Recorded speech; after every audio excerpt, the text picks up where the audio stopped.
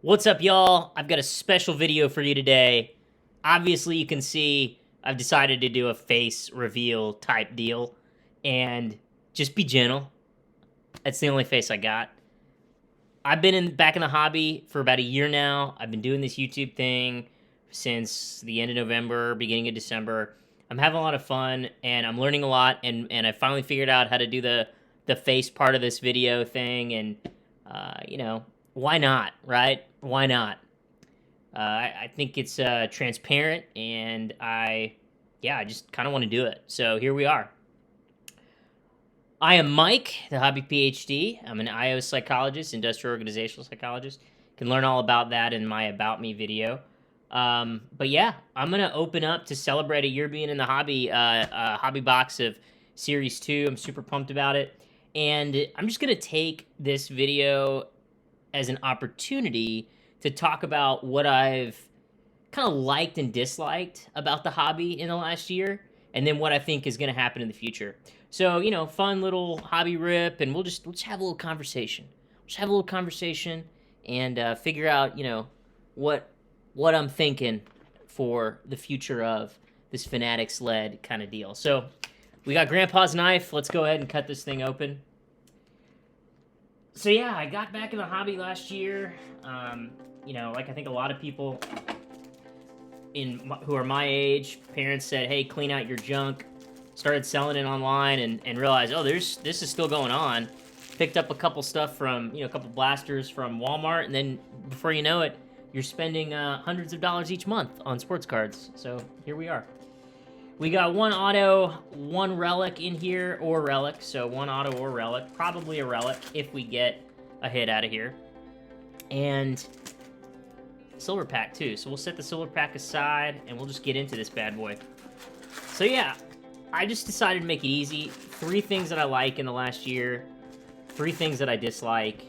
And then we'll kind of talk about the future.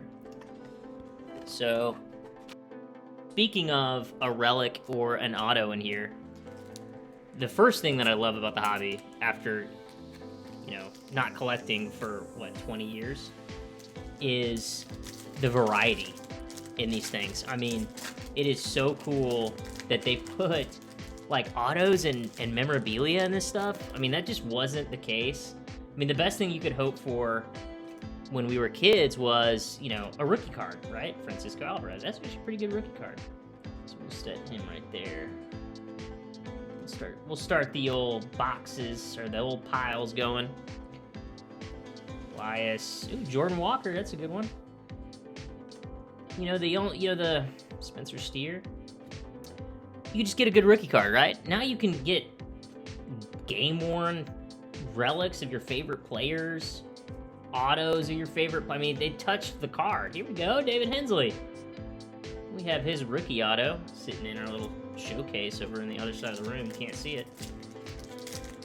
But yeah, the variety is pretty awesome. The numbered cards, parallels, the different types of cards, the different price points. It truly feels like this hobby is for everybody, because it's not like, these things are costing. Like if you want to get in cheap, you can get in cheap, is what I'm saying. Or if you want to spend a lot of money on Flawless, which, I'm not going to do that. Here we go. Favorite son, Mookie Betts. We've had a lot of luck with Mookie. We're just going to set him to the side there. If I miss anything because I'm talking and not paying attention, just let me know in the comments. Call me out on it. I'm not going to be mad about it. But yeah, the variety is awesome. The other thing I would say that I really like about the hobby is the community. I think that there are a lot of cool people in this hobby, and they're really, it's just different, right? Again, when I was a kid, we didn't really have, a few of my friends collected, but they stopped. We all kind of stopped in middle school or whatever it was, and so you didn't really meet anybody, right? I mean, back in the 90s, it was don't talk to anybody you meet online, and now, we're getting into cars with strangers that we met on an app because they're going to pick us up and take us to our next destination, right? It's just changed so much, and the hobby's no different, right? I mean, the internet's changed a lot of a lot of kind of how we communicate with each other, and it's made it a lot easier to like sell cards and meet people. And there's the people here in this hobby have been super welcoming. The best example I can give you is like Lively Card Collector, right? I don't know this guy. He's super cool. He's another creator on YouTube, and man, he's starting to hit a little bit better, isn't he? He had a game, 2 back-to-back home runs in 2 games. Jeremy Pena, there you go. What's up, dude? And here we go. That's a good little 1988 insert here. Feels good too. Why does that feel different than the other ones? Feels like slicker. Rookie, a little off center on the right there, but still very cool. Yeah, so Lively Card Collector is a really cool guy. Even before I wanted to do YouTube, and I was just like watching rips online, trying to learn more about the hobby, his channel is one of the first ones I came across.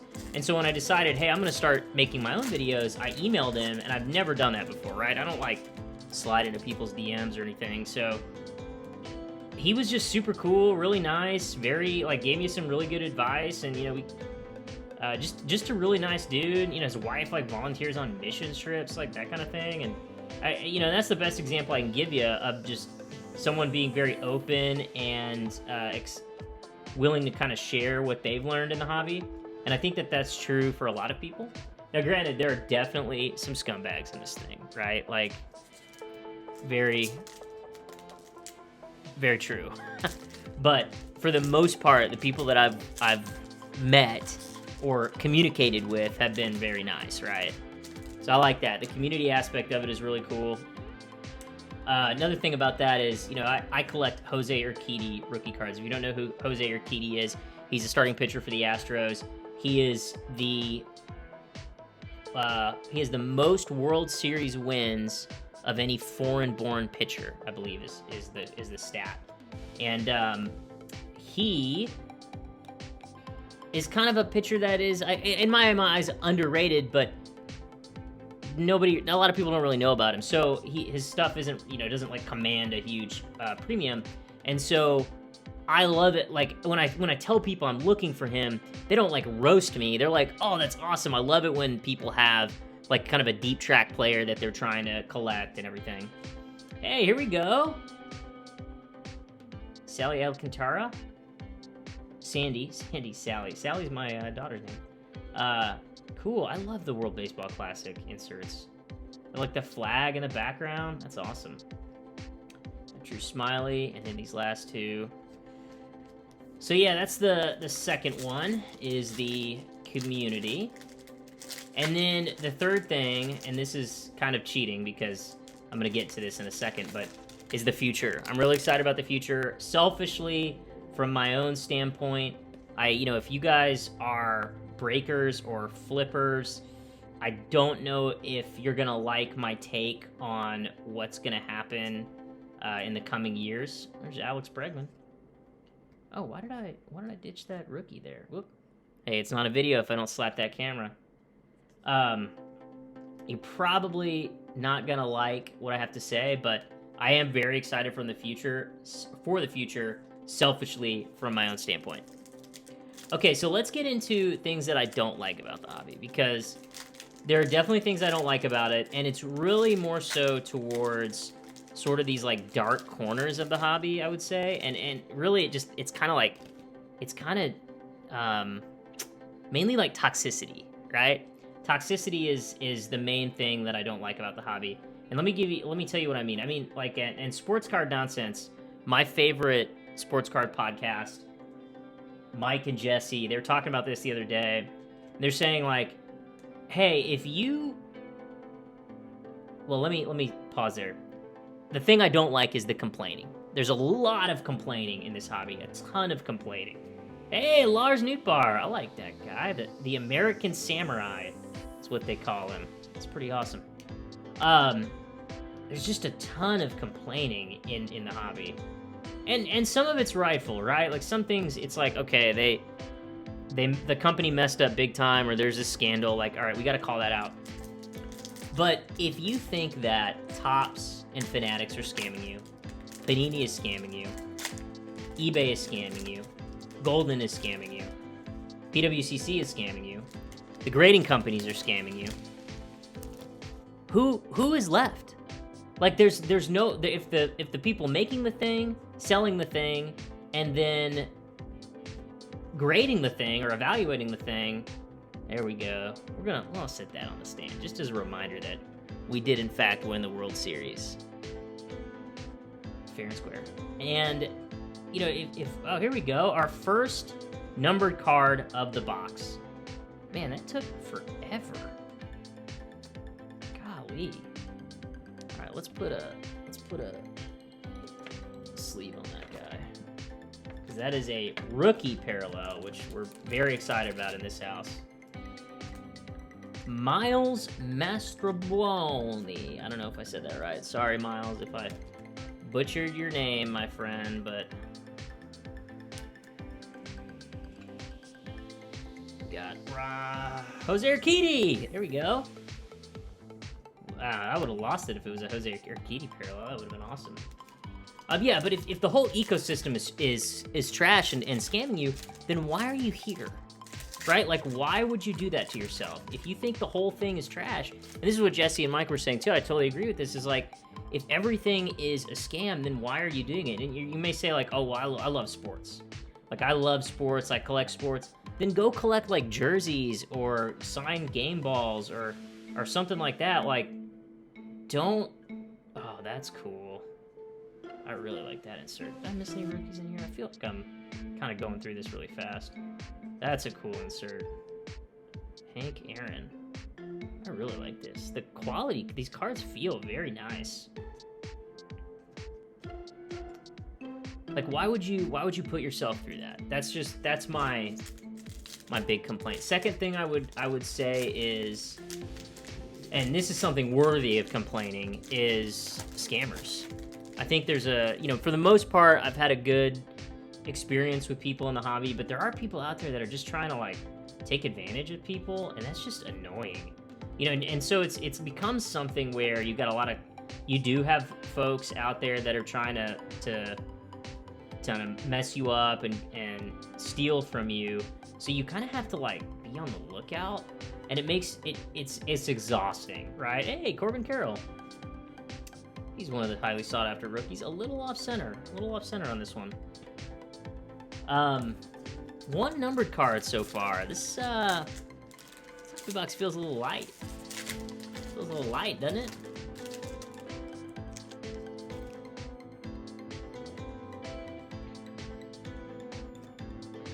You know, if you're, yeah, so what is it saying? If you're scamming people, please tell them. But it's just, you know, you got to read the description, and you got to read the title, and you got to check the picture. It's just so exhausting. And so far, I mean, I have not personally been scammed. I've definitely overpaid for cards. I've definitely sold cards for way less than they're worth, but that's on me. That's not necessarily the somebody scamming me, right? This looks like a rainbow foil. Geraldo Perdomo. That's cool. And then we got a significant statistics, non-numbered. Put that in the inserts. Put him over here. That rainbow foil feels really nice. Rosario, Verlander, Gordon. So yeah, it is like shill bitting, trimming.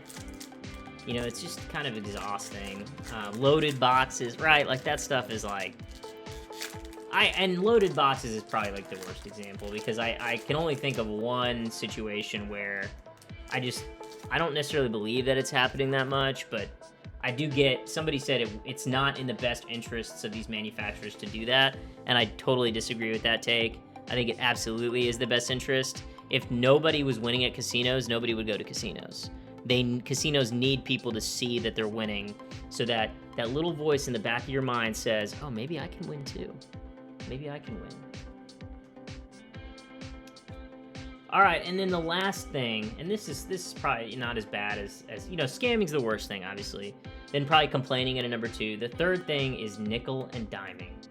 I'll tell you, if a card is listed for less than $5, And I get it, because it's tempting to do it. But to, like, offer and nickel and dime somebody down from $5, unless the card is worth, like, 50 cents, don't do that. It's so annoying.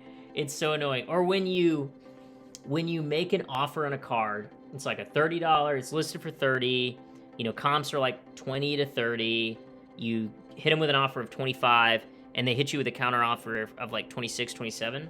It's so annoying, because it's like, why? It's all about winning, right? It's like, I've got to feel like I won in this case. I've got to feel like I got, you know, I got a little bit more out of you. Or this happens on CompC to me all the time. Check out mycards.com. It's a site where you can, like, mail them a bunch of raw cards and they scan them in for you. I've got this card listed. It's like an Eloy Jimenez Topps Chrome. Topps Chrome Stars the MLB card. Like, nothing big at all. I have it priced as one of the lowest ones on the whole. Oh, Randy Johnson, that's awesome.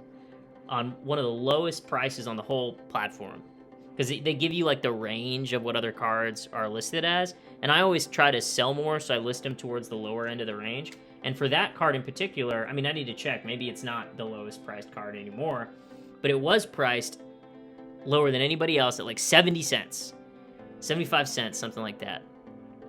Maybe it was like 90 cents. Anyway, somebody kept offering me, like, you know, for 50 cents less on this. I'm like, dude, are you serious? We're talking about pennies here. And it wasn't like, and I'm torn, because part of me's like, okay, just accept it, you know, take the money or whatever and move on. But the other part of me is like, no, I can't do that in good conscience. Let you win. Oh, we got another backwards card here. This might be a relic. I think this is our relic. So we're gonna set this one to the side here. I'm gonna set this over here. That might be our relic. It's a little thicker. Yeah, so the nickel and diming. So look, you know, I love the variety in this stuff. I love the community. I'm not as big of a fan, or I'm very excited about the future. I'm not a big fan of the empty complaining. I'm not a big fan of the scamming, obviously. And I'm not a big fan of nickel and diming. But other than that, this is such a fun... Oh, Mexico, Alec Thomas. He is fast. Too bad he went down to the minors. I think he got DFA'd. It's just, I'm not a fan of the nickel and diming. So yeah, so that's kind of my thoughts on the hobby in the last year being back. Now let's get into the future of the hobby, because this is something I think a lot of people are talking about right now, especially with all the Fanatics acquisitions, you know, Topps to begin with, and then, you know, yada, yada, yada. Now they've acquired PWCC. I think that with them controlling the market, and they're going to have a monopoly, they're gonna price people out. A lot of the folks who are independent breakers, you know, like Whatnot's gonna have a huge problem on their hands when Fanatics Live goes live. I think they're gonna see a decline in volume, because if you know, if you're in control of the product being made, you can be the ones that sell it. It's gonna be harder for people to get that product on Whatnot if it's all going to Fanatics Live, and then if they do get it, it'll probably be marked up. So why would you buy on Whatnot when you can buy on Fanatics Live, right? So I think it's going to be harder for secondary folks to, hey, here we go, gold, Jose Miranda, future stars. I am a Twins magnet. A Twins magnet. I get Twins cards like you would not believe. Can take down the Astros one and put the gold card up here. So that's 2 numbered cards so far in this hobby box. Yikes, right? Yikes. At least we got our hit, I think. I hope we got our hit. I think we got another 1988 card here. Sorry about that. I'm going through them too fast. So what does that mean? That long-winded description of what's going to happen? I think it's going to be harder for people to make money in this hobby. Ooh, wow, that is a picture of Fromber, all right. Look at that thing. Hello, Fromber. Man, whew. Another Jordan Walker. That's cool. That's an off-centered one. Hey, Big Hurt. Frank Thomas. Peralta. All right. Let me put him down. Inserts. Okay, I'm gonna move my base pile because it's getting out of control here. I'm setting you over here. All right. There we go. Okay, so yeah, I think it's going to be really hard for folks to eke out profit. I do think that it's going to help the casual flipper and the collector. I think it'll they're going to innovate. They're going to make this stuff a lot cooler to collect. You know, think about this stuff they've done in the past few years, I think that's going to really change a lot of how we collect. Got another gold card. I don't think... No way. Is this the same guy we got the rainbow foil of? Yes, it is. What is the deal here? Look at that. Wow, okay. Alright, Geraldo. Some Diamondbacks fans are going to be pretty pumped about that one. Alright. So I'm excited. I think, you know, from my standpoint, you know, this isn't my job. And I don't feel for it. Like, if you make a living off of sports cards, I think it's going to be challenging. But if you could survive the junk wax era, if you've been along for that long, you'll be able to survive anything. I wouldn't worry about it. You'll figure it out. You'll innovate. There's always going to be, as long as sports are around, there's going to be a really good sports cards or sports memorabilia market. Hey, look at that, the Tampa Bay Rays team card. What a nice like class picture. Isn't that such a nice, like, that's so happy. I love that. Jose Ramirez. Those all-stars. Michael Brantley, man, he is still hurt. There's always going to be markets, so you can figure it out, right? And singles will still sell well. From what I'm hearing from stores and podcasts and content creators, like, singles are selling very well. There's a high volume of transactions, you know, but you may just, it's not going to be like it was.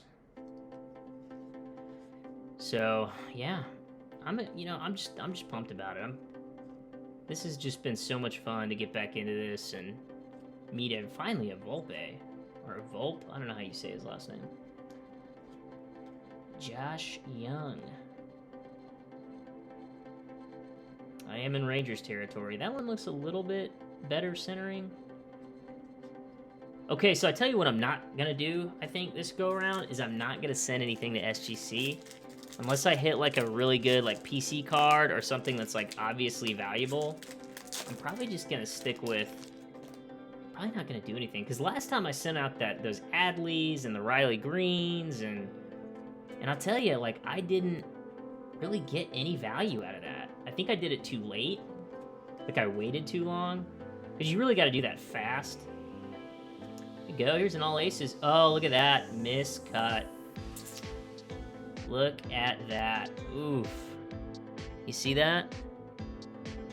Wow. Christian Mathewson. New York. Christy Mathewson.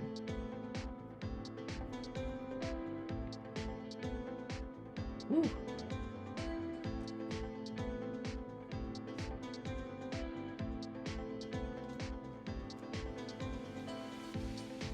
Poor quality control here.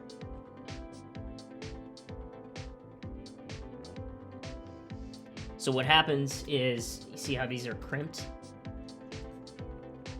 Machine comes along, crimps the card.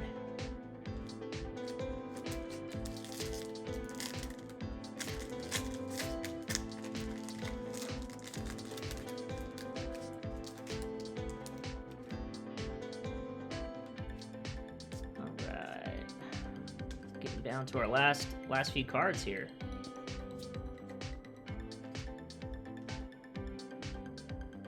Home run, Mookie. Can't escape Mookie. We hit one of his. We got one of his this year.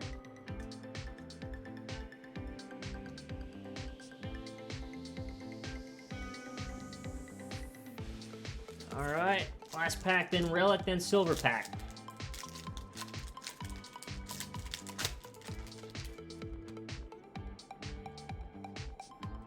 Yanni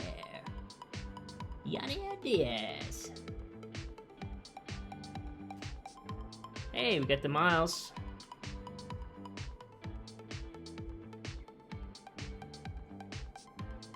Roberto Clemente.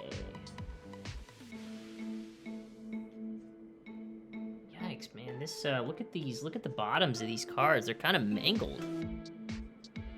Ugh. Alright, let's see what our relic was.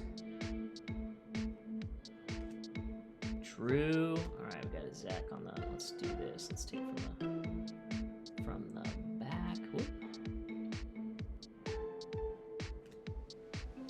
Bryce Johnson. Andres Sumis. Luis Castillo. Let's see what we got here. All-Star. Wait, this might be an auto. This might be an auto. National League. Nope, it's a relic. I knew it. Oh, that's pretty cool though. The other person I'm a magnet for is Bryce Harper. I get Twin stuff and I get Bryce Harper like you would not believe. So yeah, you have received an All-Star relic card. Philadelphia Phillies, Bryce Harper. You know, as far as relics go, that's not a bad one. As far as relics go, that is not a bad one at all. Stick him in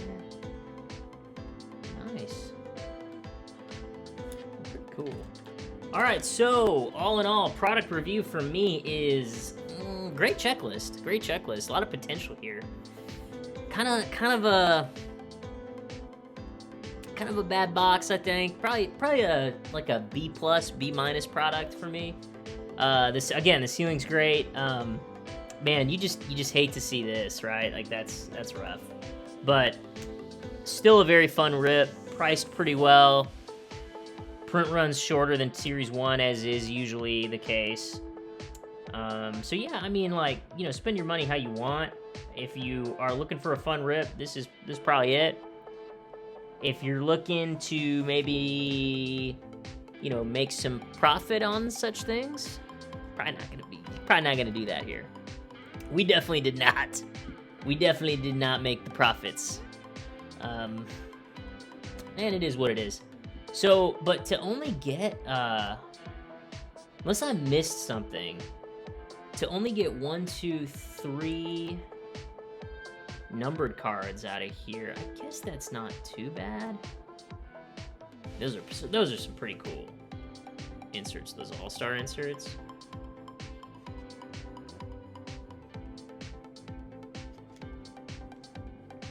Yeah, 3 numbered cards seems kind of light, doesn't it? 2 golds is cool. I like the golds.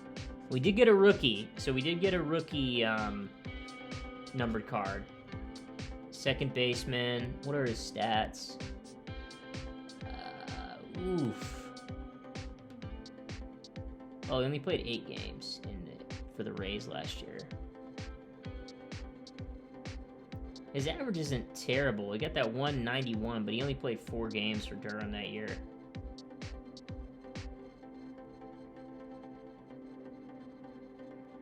Okay, cool. You know, we'll hang on to that one, maybe. You know, maybe he'll do something. But, yeah. Oh, almost forgot. Always the silver packs, man. Always the silver packs. All right, let's see what we got here. These are pretty hard to, I think, pull. Oh, maybe something's backwards. Oh, that might be the little... I don't know if that's actually a card, but... Corey Seager. Hank Aaron. Whoop, sorry. Kirby Puckett. And then on this guy, we've got a red. Wait, a red? Oh, what? What? A red Adrian Beltre. Okay, Tops. You heard me on the numbered card thing, and you threw in a 4 out of 5 red parallel of Adrian Beltre. Okay, I guess complaining does work sometimes. Complaining does work. Let's take a look at this. It looks pretty clean. I'm not sure about the centering. Because I'm trying to think, like, would this be worth sending off to SGC? And I just don't know. Because I'm not a huge Rangers guy, you know? Like, I'm an Astros guy, obviously. But that's cool to pull out a numbered to 5 card out of a silver pack. That's awesome. That is awesome. Mean looking picture too. Let's put that in a sleeve. What do you think?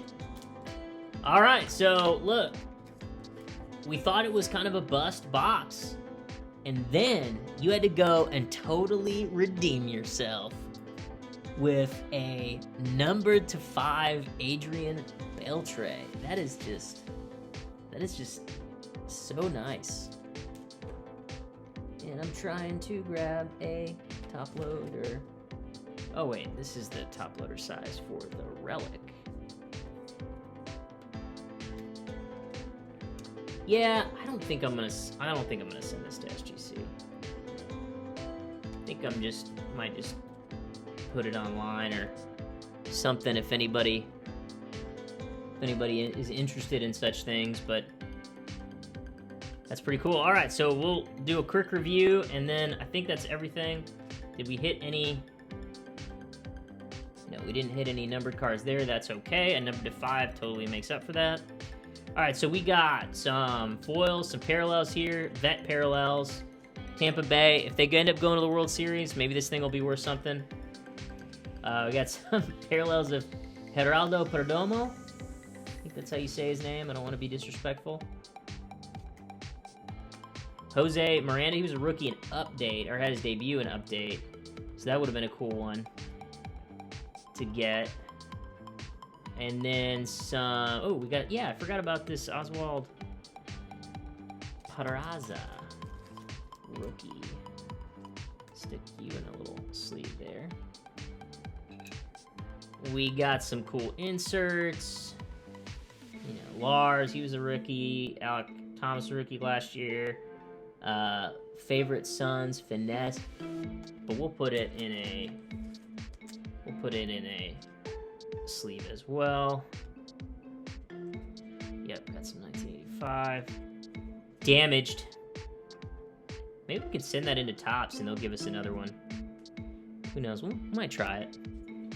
Then a bunch of rookies. So I guess, you know, the 3 big boys were right here. Number to 5, Adrian Beltre. Number to 499, rookie Miles Mastrobuoni.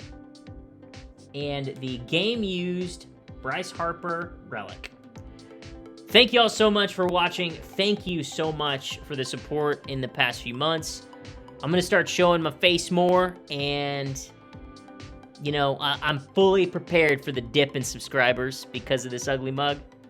But if you stick around and you like what you see, hit that subscribe button. Double hit it if you're already subscribed, and we'll keep this thing going. Sorry this one was a long one, but then, you know, we'll keep it tight in the future. Have a good one.